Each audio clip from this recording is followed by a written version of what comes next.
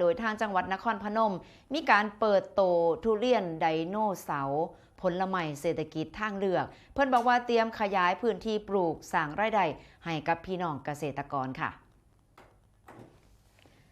โดยที่จังหวัดนครพนมนะคะเพิ่นมีการเดินหน้าส่งเสริมการปลูกพืชเศรษฐกิจทางเลือก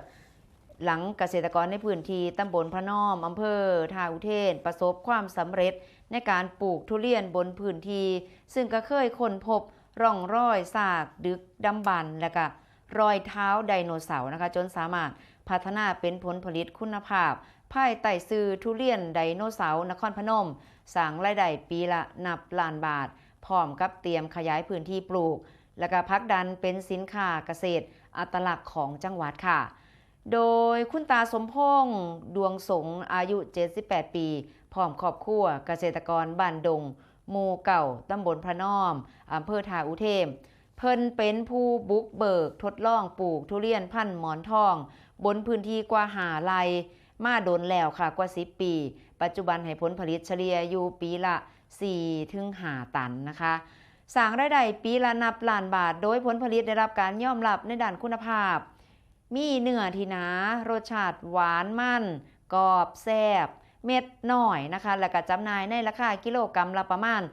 180 ถึง 200 บาทจนได้รับความสนใจจากประชาชนนักท่องเที่ยว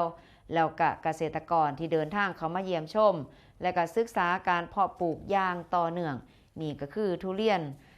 ไดโนเสาร์ที่นครพนมนะคะล่าสุดตอนนี้ก็มีคุณมณพรเจริญศรี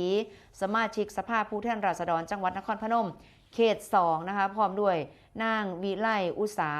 เกษตรจังหวัดนครพนมนายชัดชัยศรีเฉลาเกษตรและสหกรณ์จังหวัดนครพนมหน่วยงานในสังกัดกระทรวงเกษตรและสหกรณ์ก็ได้ลงพื้นที่ไปเยี่ยมชมสวนทุเรียนพร้อมกับให้กำลังใจเกษตรกรและก็หารือแนวทางต่อยอดความสำเร็จโดยเตรียมผลักดันการขยายพื้นที่ปลูกทุเรียนในจังหวัดนครพนมเพื่อที่จะเพิ่มทางเลือกในการประกอบอาชีพสร้างรายได้ให้กับเกษตรกรและก็ยกระดับเรื่องของเศรษฐกิจชุมชนค่ะ